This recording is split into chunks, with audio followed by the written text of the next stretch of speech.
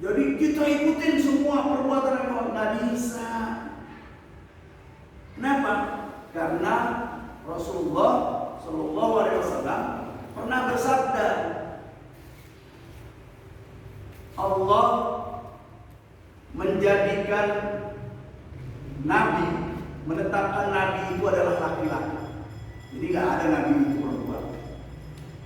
Kedua, Allah menetapkan Nabi itu adalah pernah menggembala kambing. Waktu itu udah pernah sebutin.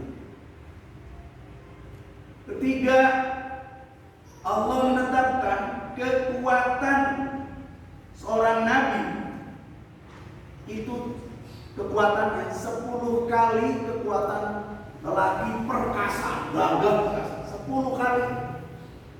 Terus kita mau sok-sokan ikutan, kita paling top, udah binaraga, udah ini, udah paling top, 2 atau 3 kali udah paling top, udah hebat 2 kali lelaki perkasa kekuatannya.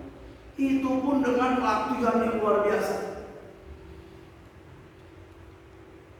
Jadi kita nggak bisa mau ngikutin semuanya karena tidak ada kemampuan kita untuk itu. Apa contohnya? Contohnya Rasulullah itu ada hal-hal yang wajib buat dia, tapi buat kita itu sunnah. Apa? Dia itu tahajud tiap malam. Kalau menetapkan diri kita tahajud tiap malam, kira-kira sanggup nggak? Sanggup nggak? Ada aja lah yang tiduran. Rasulullah tuh enggak, dia bangun.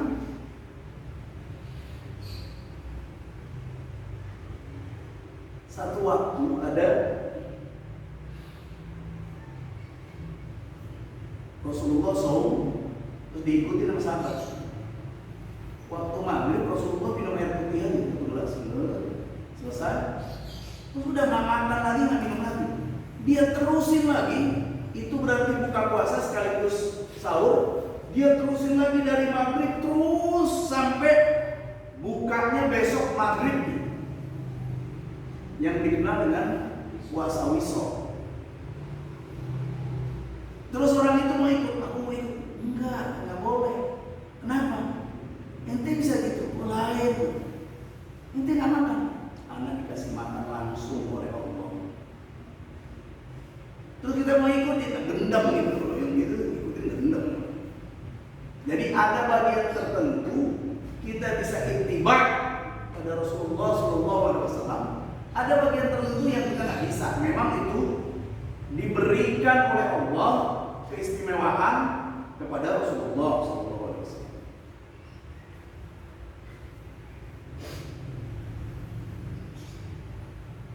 Ikhwan fillah rahimahullah, ketika perang Khandaq, Rasulullah biasa kalau menghadapi perang dia kumpulin para sahabat.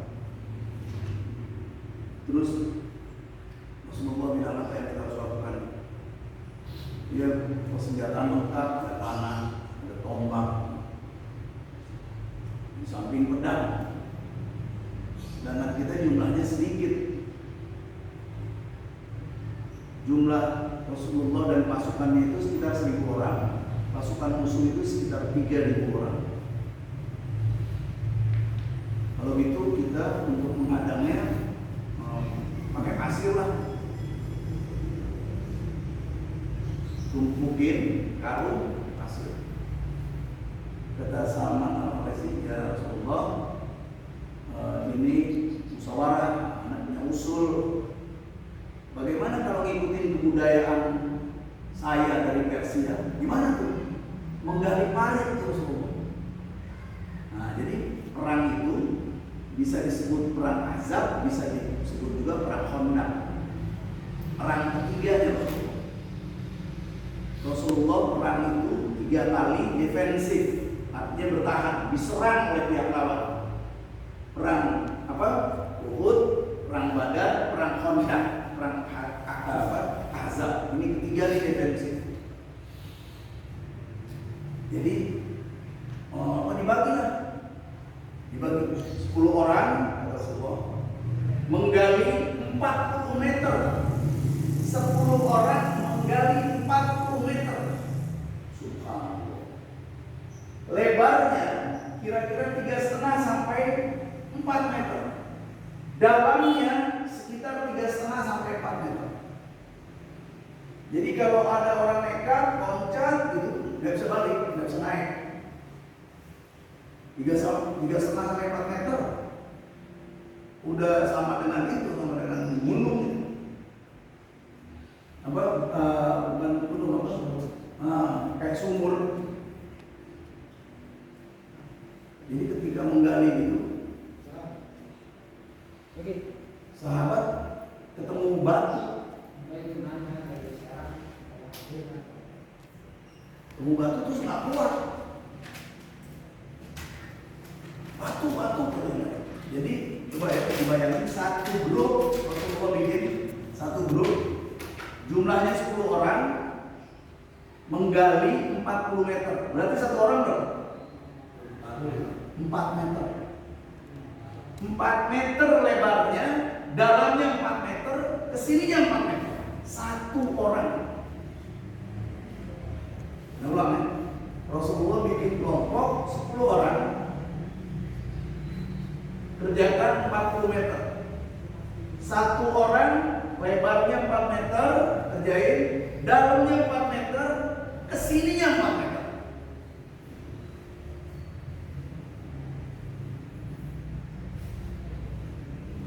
Kalau kita ngerjain itu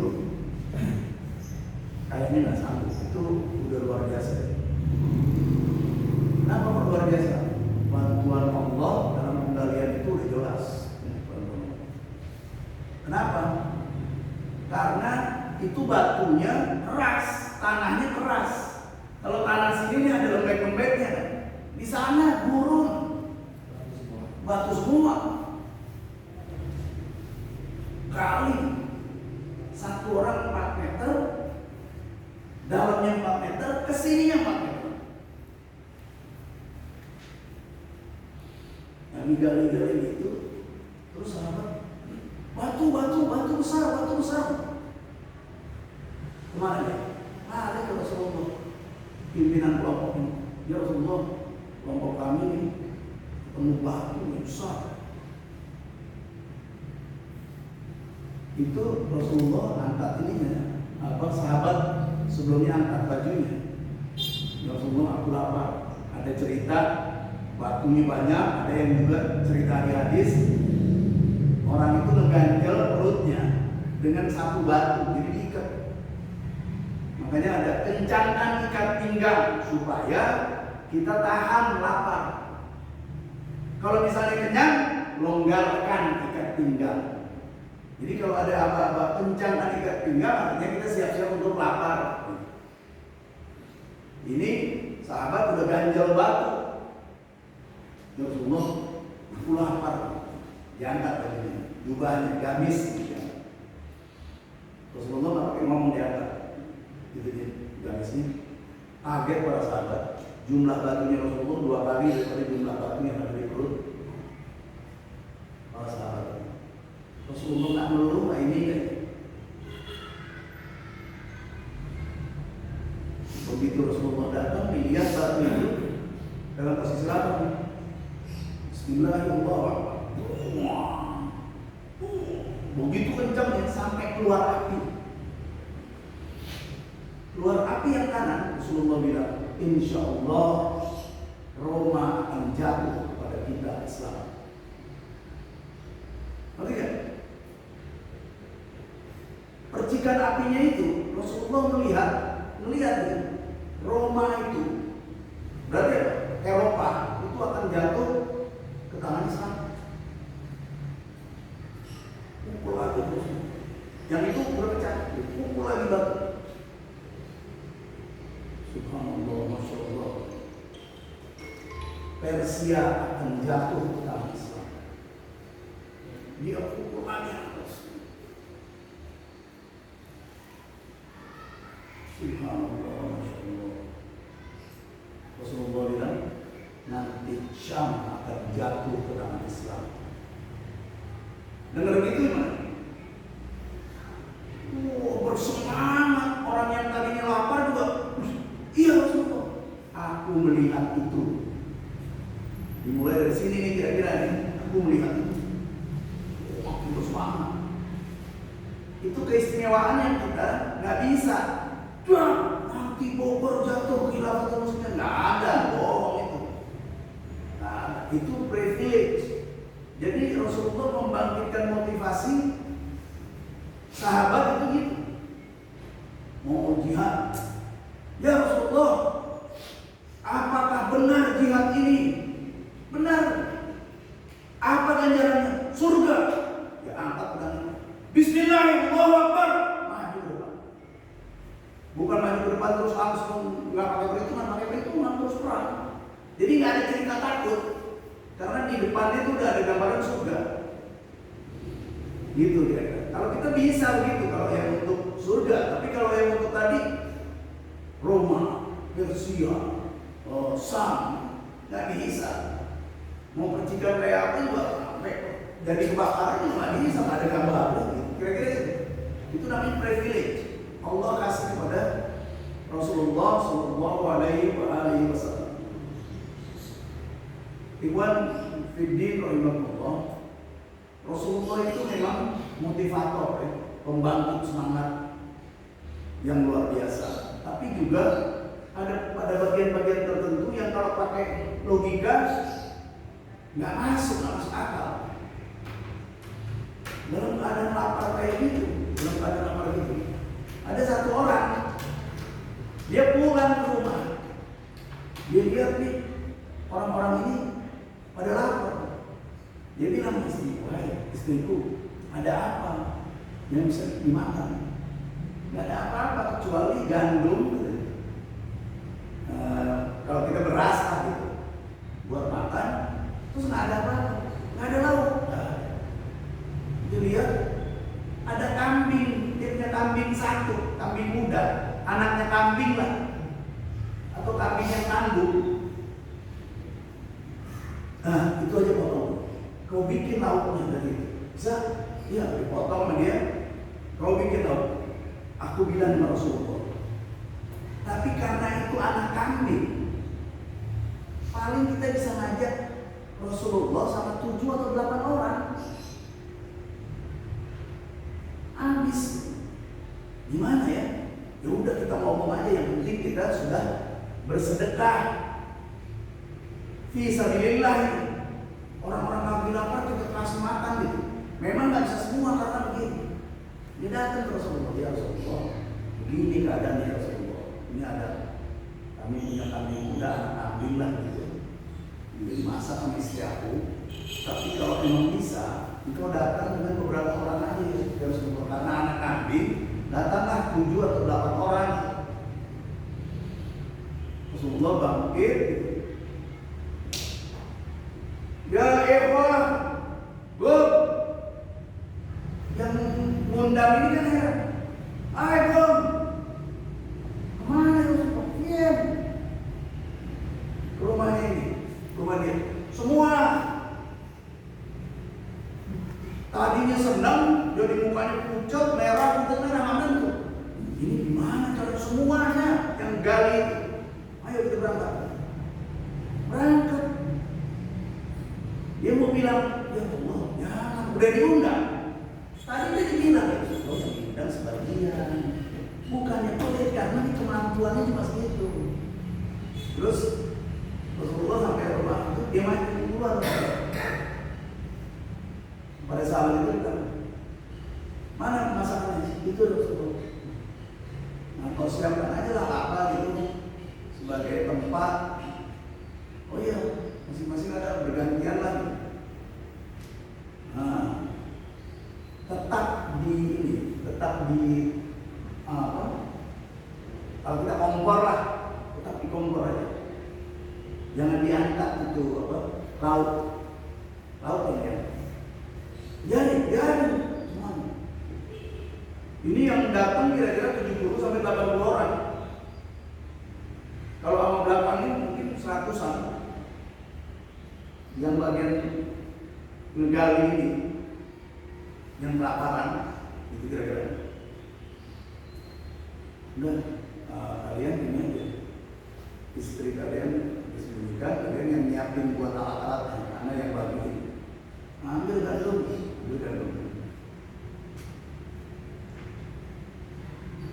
Dibagiin sampai 70-80 orang, sampai 100 semuanya dibagiin. Lauknya itu kira-kira turun sampai setengah, dan setengah itu nggak berkurang lagi. Lauknya di panci yang besar turun setengah, tapi setelah setengah itu nggak turun lagi. Terus semuanya makan, semuanya kenyang. Tinggal setengah ini, kurang-kurang dikit. Ini buat dia sekeluarga lebih makanan ini. Kata Rasulullah, nah sekarang buatnya dia sekeluarga. Jadi ya masih segitu banyak. Gimana bisa ngasih makan segitu banyak orang? Padahal daging kambingnya cuma sedikit, jatah 7, 8 sampai 10 orang. Ini 100 orang. Rombongan pertama 7-80 kira-kira. Yang terakhir itu sekitar 20-30. Sekitarnya menurut hitungan orang yang jalan. Nah, kalau begini kita juga nggak bisa ngikutin gitu, ya.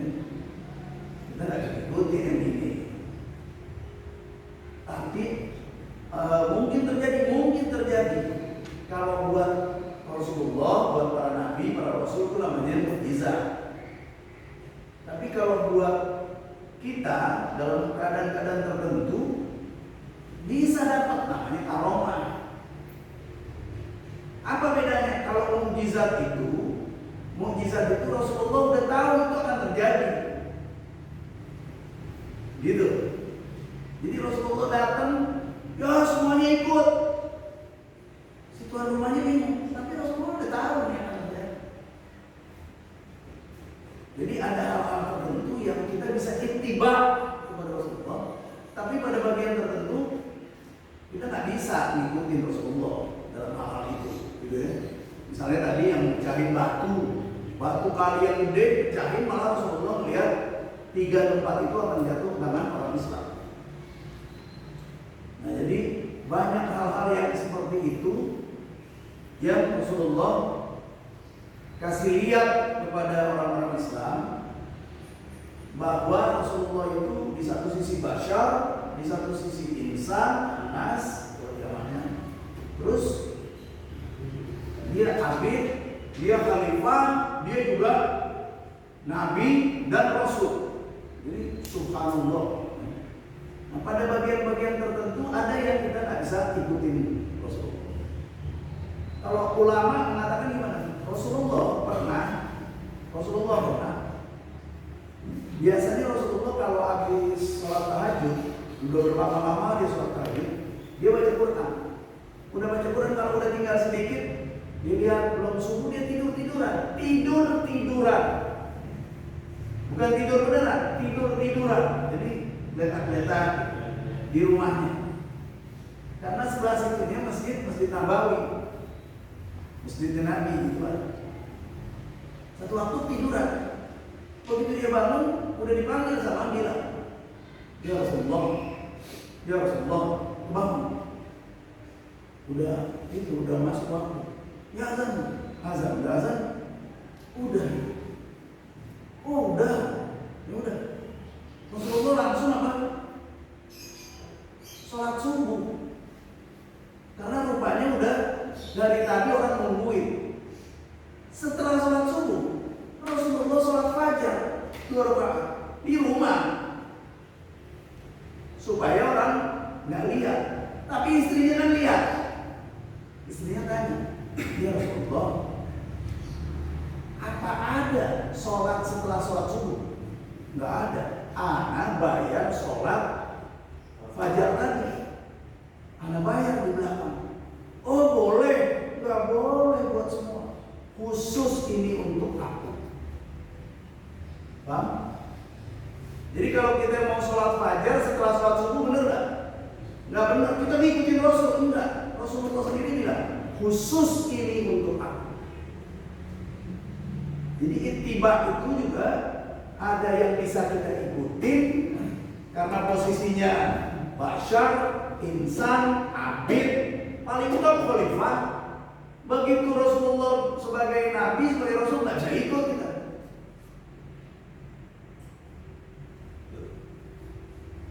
Ada orang sufi, muridnya itu ribuan. Dia nggak tahu wirid apa, dan dia kalau bilang Anda terbang dia.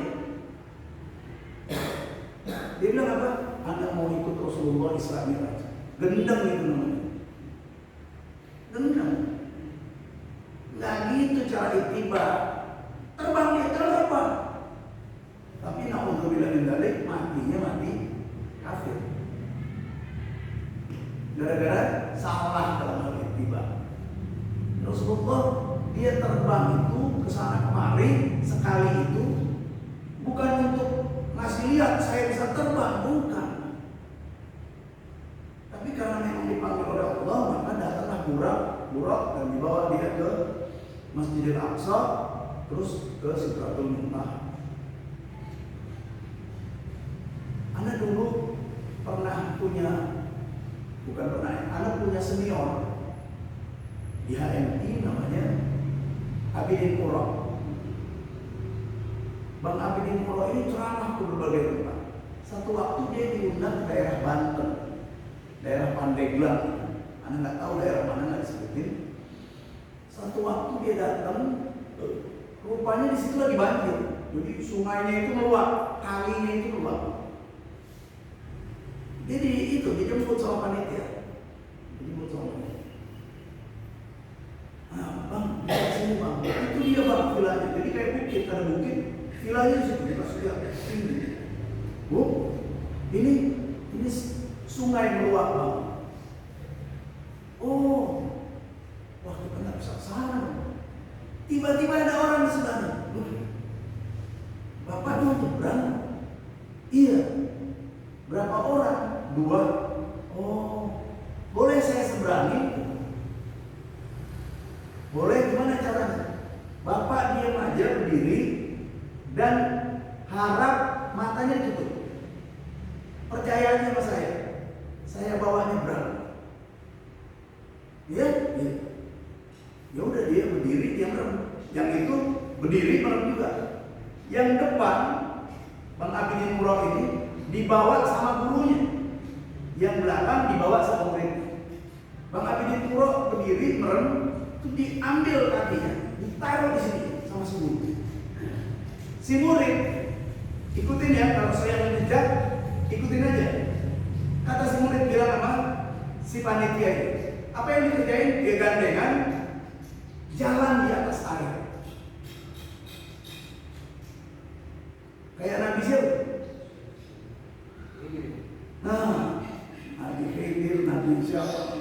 Ada juga cerita Nabi-Nabi lain ada ini. Jalan di atas air. Bang Abidin Qura ini mana? Ini suruh berapa? Dia buka. Subhanallah. Dia lihat kaki orang itu jalan di atas air.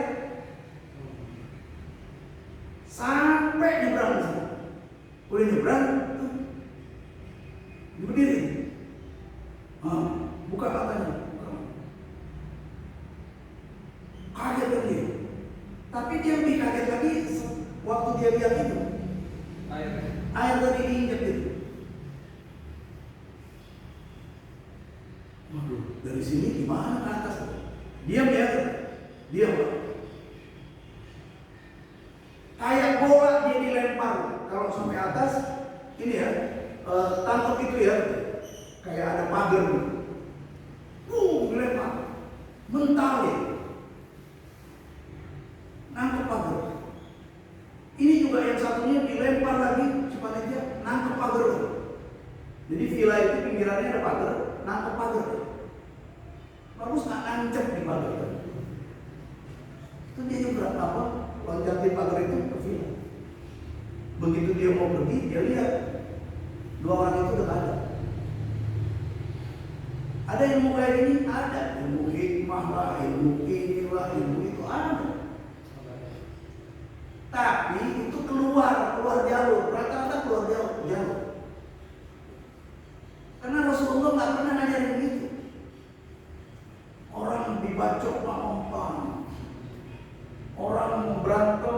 Salimba, ya kan? Salimba. Orang datang, wah, sebentar. Itulah mana syirik. Iya, nanti itu syirik. Alhamdulillah nih. Rasulullah itu waktu perang apa yang dia musuhnya itu sampai mukul untuk dihadapi sama sahabat. Perang apa? Yang giginya patah, yang bibirnya pecah. Hah? Perang pertama perang apa? Perang pertama Badar. Perang kedua perang Uhud. Perang kedua itu yang pasukan panah itu turun ngambil ghanimah. Nggak taunya pasukannya Khalid bin Walid maju. Kalau dalam cerita itu Rasulullah dan pasukannya kalah. Kalah sesaat, tapi setelah itu menang. Kalau enggak, kalau Islam pernah merasakan kalah, pasukan Rasulullah kalah benar-benar kalah, habis nggak sampai risalah Rasulullah sekarang sampai sekarang. Jadi benar terpukul, mundur terus maju lagi. Makanya orang-orang khusus yang ikut Rasulullah di perang Badar itu dapat istilah, dapat sebutan ahli Badar. Ahli Badar. Orang-orang yang ikut perang Badar itu orang-orang khusus. Nah itu dijadikan oleh Rasulullah sebagai orang-orang yang kalau pasukannya kalah ini yang turun. Ikhwan fillah rahimahullah. Jadi yang ingin Anda sampaikan, kita ikutin Rasulullah SAW, tapi kita juga harus tahu, kita nggak bisa ikutin semuanya. Sampai Rasulullah bilang apa? Kalau ada sesuatu yang kayaknya memberatkan, dia bilang apa? Kalau ini tidak memberatkan bagi umatku, maka aku wajibkan. Kalau tahajud ini tidak memberatkan bagi umatku, maka aku wajibkan. Kata Rasulullah. Karena ada kalimat itu jadi wajib nggak tahajud? Enggak, sunnah muakkad. Sunnah muakkad. Sunnah yang dikuatkan. Apalagi Rasulullah kalau kemana-mana isinya ada siwak. Dia mau sholat deh. Terus dia bilang, kalaulah tidak memberatkan bagi umatku, aku wajibkan mereka sebelum sholat bersiwak dulu. Jadi bersiwak itu sunnah, sunnah yang dikuatkan, tapi jarang dipakai. Termasuk Anda juga jarang pakai, tapi bawa kemana-mana siwak itu dibawa, cuma jarang pakai. Jadi asal ada aja. Itu juga kelalaian lupa. Nah jadi yang bagian terakhir, Rasulullah itu jadi Nabi, jadi Rasul umur 40 tahun. Sampai umur 53 tahun Rasulullah ada di Mekah. Sampai umur 63 tahun Rasulullah ada di Madinah. Dan meninggalnya di Madinah. Lahirnya di Mekah, meninggalnya di Madinah. Nah jadi kalau Rasulullah dapat SK sebagai Nabi, sebagai Rasul, umur 40 tahun ketika menerima wahyu surat Iqra, ya. Surat apa tuh? Al-Alaq. Iqra bismi rabbikal ladzi khalaq dan seterusnya. Rasulullah umur 40 tahun. Umur Rasulullah 41 tahun. Usia kenabiannya berapa tahun? Setahun. Usia kenabiannya setahun. Rasulullah umur 50 tahun. Usia kenabiannya berapa tahun? 10 tahun. Rasulullah umur 53 tahun. Berapa usia kenabian? 13 tahun. Rasulullah umur 54 tahun. Berapa usia kenabian? 14 tahun. Berapa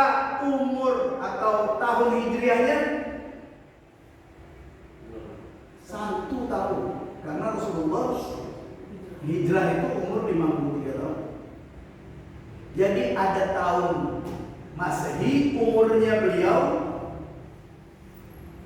ada tahun kenabian, ada tahun Hijriah. Tahun kenabian dimulai dari usia Rasulullah 40 tahun. Tahun Hijriah dimulai dari Rasulullah umurnya 53 tahun. Rasulullah meninggal umur 63 tahun, itu hitungannya Masehi apa Hijriah? Hijriah. Kalau Masehi kira-kira umur Rasulullah itu 61 tahun.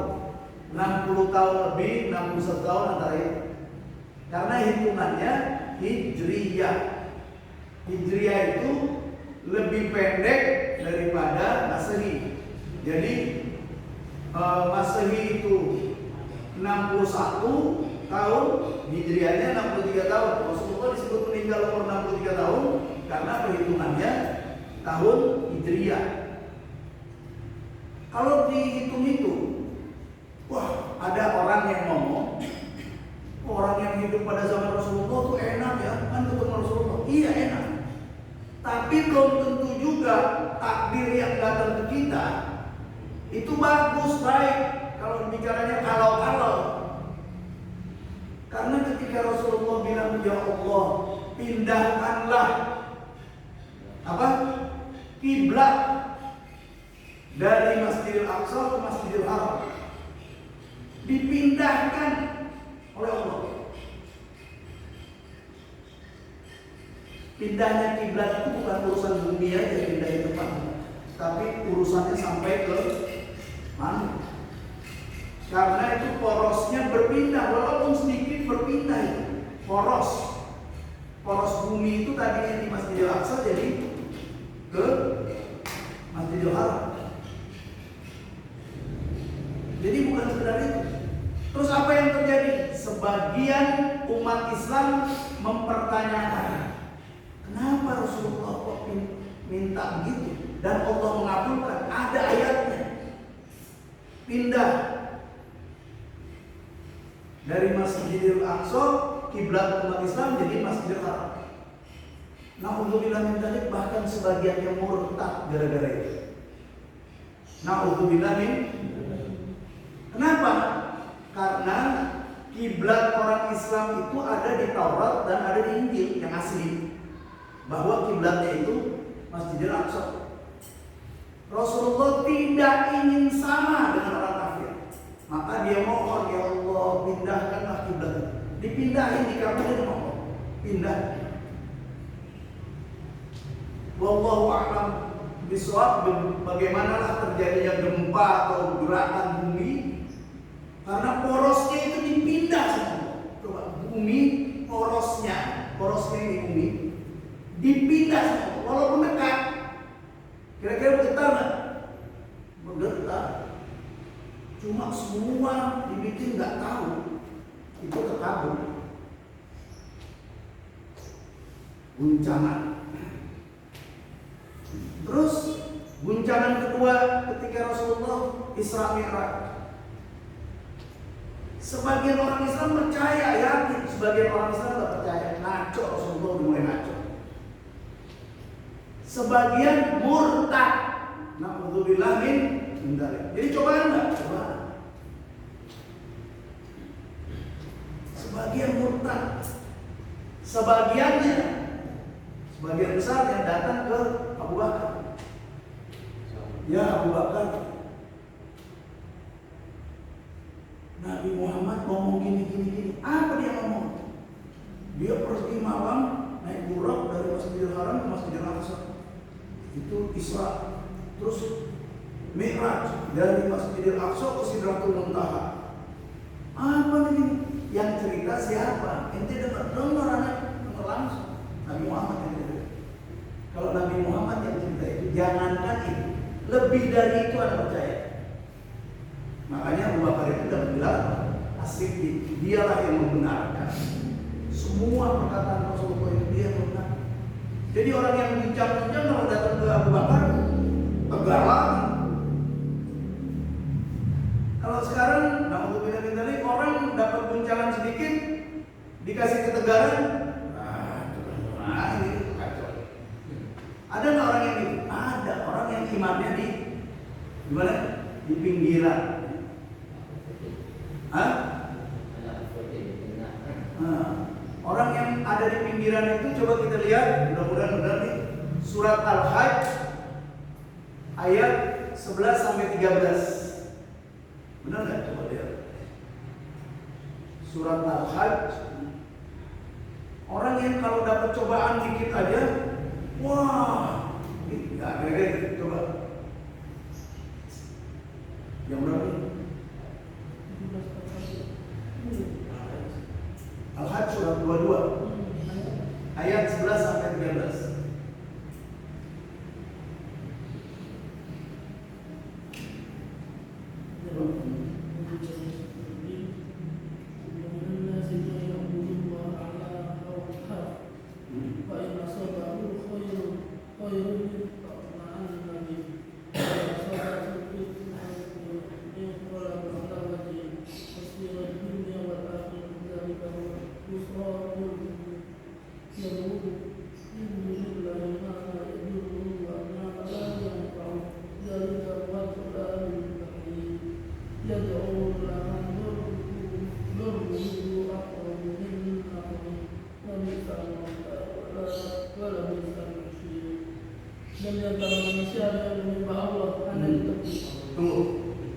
Dan di antara manusia ada yang menyembah Allah tapi hanya di tepiannya, jadi pinggiran.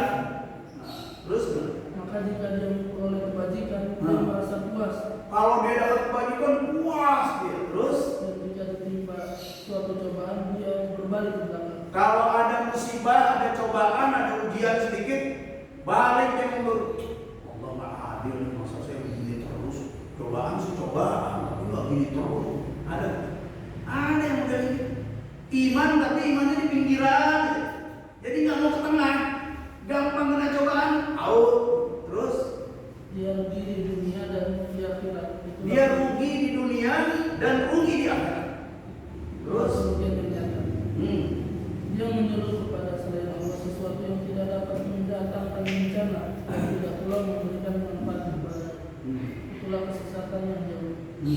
Dia menyuruh kepada sesuatu yang sebenarnya bencana yang lebih dekat daripada manfaat. Sungguh itu seburuk-buruk penolong dan sejahtera. Dia udah di pinggiran, terus kalau dia minta tolong bukan ke Allah, dia minta tolong ke selain Allah. Nah, jadi pertamanya dia imannya di pinggiran. Kalau dapat cobaan, wah guncang. Kalau dia nggak dapat cobaan, dapat kebaikan, wah gila. Wah gimana Islam? Mudah-mudahan kita terhindar dari itu. Kalau dia dapat kebajikan, senang hati. Dapat keberuntungan, girang. Tapi dapat cobaan, dapat kerugian, wah gitu. Nah ini orang yang imannya di pinggiran. Terus dia minta bantuan kepada selain Allah. Mulai langkah kedua ini kita bantuan.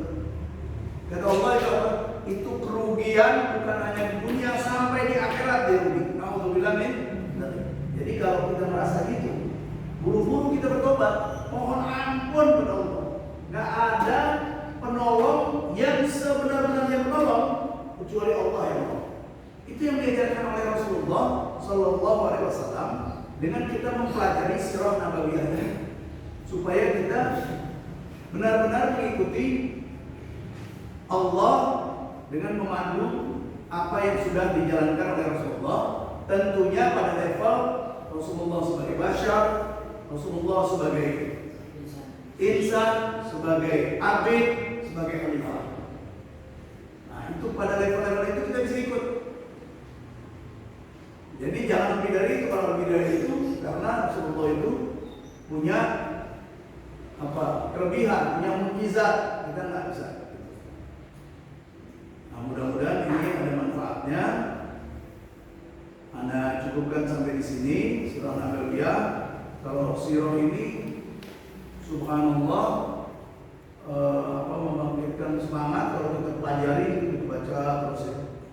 Bagaimana Rasulullah menghadapi keadaan-keadaan dari biasa, darurat, mencekam, ketakutan, sampai kemenangan, kejayaan. Itu luar biasa ceritanya. Mudah-mudahan bisa dipelajari, diperdalam dan waktu supaya kita juga begitu terus bersemangat mengkaji Islam dan mempraktekannya. Mengkaji Islam dan jangan kaji tapi prakteknya nol. Nah, ini yang kita harus sama-sama punya komitmen, punya tekad yang kuat. Ana kira begitu, ana akhiri billahi fi sabilil haq dan Allah wa iyyakum ajmain. Wa afu minkum. Wassalamualaikum warahmatullahi wabarakatuh.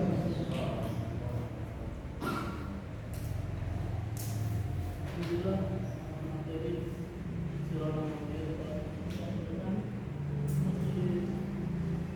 ada waktu 10 menit. 5 menit aja. 5 menit panjang. Bagi yang bertanya silakan.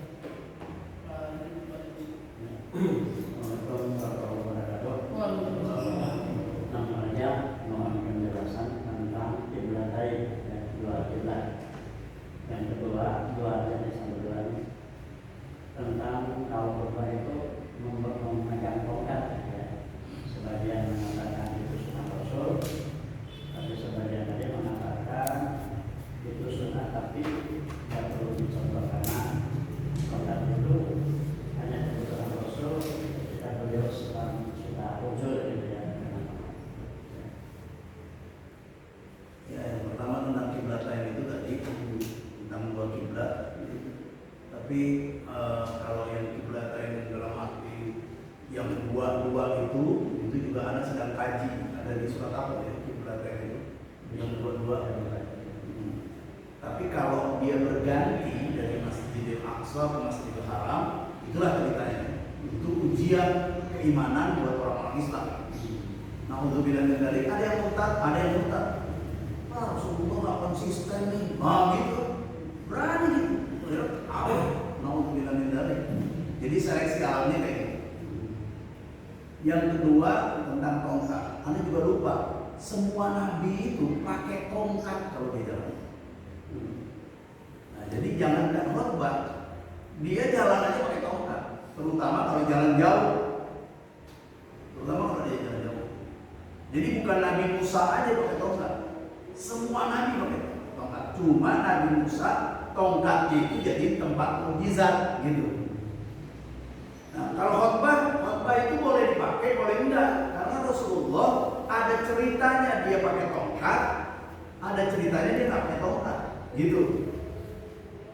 Memang banyak hadis yang bilang Rasulullah setiap naik itu pakai tongkat, karena dia banyak diceritakan oleh perawi hadis, terutama ketika dia masih di Madinah, gitu, udah pakai tongkat. Tapi waktu di tempat lain, misalnya dalam keadaan perang, dia nggak selalu. Jadi posisi dia kalau pakai tongkat bagus, kalau misalnya mau dilakukan. Cuma kan kalau bicara masalah sholat Jumat itu pakai tongkat apa enggak khotibnya, gitu. Nah, itu dilihat dari hadis itu sendiri, bahwa khotbah Jumat itu kalau misalnya letterlet mau dilakukan kayak gitu, akhirnya terciptalah masjid yang kayak di Tebet tuh dulu ada di daerah mana pernah sholat Jumat. Dia mau ikutin khotbahnya persis Rasulullah, jadi pakai gamis, pakai ini, pakai semuanya, pakai tongkat. Ujung ceritanya pakai bahasa Arab, dia baca, karena mau ngikutin Rasulullah kan pakai bahasa Arab, bukan pakai bahasa Indonesia. Akhirnya dia pakai bahasa Arab. Orang segitu banyak, nggak ada yang tahu Allahumma fir lil muslimina wal muslimat, amin. Ada kayak gitu. Karena mau mempraktekkan semuanya yang dikerjakan oleh Rasulullah, gitu. Akhirnya malah menjauh gitu. Padahal Rasulullah juga bilang, bicaralah sesuai dengan bahasa kaumnya, kaummu, gitu. Jadi ada melesetnya di situ. Nah, itu juga banyak ikhtilaf. Misalnya ada Rasulullah itu kalau Jumat langsung aja naik ke mimbar, Assalamualaikum warahmatullahi wabarakatuh, terus azan. kok ada yang azannya 2? Nah, mulai itu jadi istilah. Kok gitu aja jadi ribut? Kalau di Hilafah Muslimin nggak boleh ribut. Gitu. Kenapa? Karena yang azannya 2 itu ada nggak dalilnya? Ada. Memang bukan dari Rasulullah tapi dari sahabat. Gitu. Jadi boleh nggak? Boleh. Namanya fikih sahabat. Fikih sahabat. Rasulullah kalau sholat tarawih itu 11 rakaat. Sahabat mulai dari Umar itu 23 rakaat. Boleh nggak sholat tarawih 23 rakaat? Boleh. Fikih sahabat. Gitu ya. Allah a'lam bishawab. Paman silakan.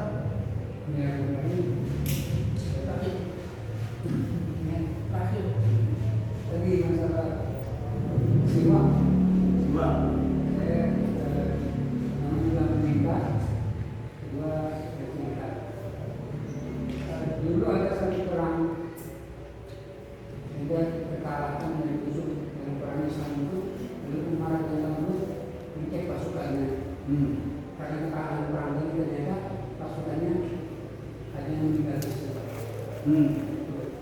Jadi apakah waktu itu kita inginkan nanti ya satu yang berarti muslimin ini satu cerita. Yang kedua ada satu cerita. Dulu di Afghanistan itu kita lihat Australia itu memang sudah suatu kebudayaan. Jadi seperti makan nasi aja. Mau orang dulu, orang pintar, orang apa sih itu si bersiwaknya. Ada ciri yang menarik itu ditelepon oleh musuh. Nah ini komentarnya apa? Kayu itu makan ini, apalagi kita. Jadi yang musuh itu dengan kejadian itu takut dengan orang kejadian itu. Kalau kayu aja digigit ini, apalagi ini sih ceritanya bagaimana. Ya, siwak itu sunnah ya, sunnah muakkadah yang dibuatkan. Apakah bisa dijadikan program? Ana waktu itu bikin program laporan sholat subuh berjamaah di masjid atau musola. Itu aja padahal wajib itu. Sholat subuh berjamaah di masjid itu kan wajib, tinggal bikin laporannya aja. Jadi kalau belum terbiasa ya harap sholat subuhnya itu aja jadi masalah. Wah, masalah orang mau sholat subuh ini. Jadi, waduh, ada bilang susah juga ya ternyata. Ya begitulah keadaannya. Jadi kita nggak bisa menurut anak untuk sementara yang sunnah muakkadah itu nantilah. Yang sekarang ini misalnya bagaimana untuk pertama sholat subuh berjamaah di masjid atau musola. Itu aja dulu. Kalau semuanya udah melaksanakan itu, insya Allah Allah kasih berkah. Insya Allah Allah kasih berkah. Anda yakin betul. Tapi kalau di prosentase warga Hilafah Muslimin yang menjadi staf sholat subuh berjamaah di masjid atau musola itu 50% aja udah bagus. Jangankan semua, 50% aja udah bagus. Maskul dan staf masih ada yang nggak sholat subuh berjamaah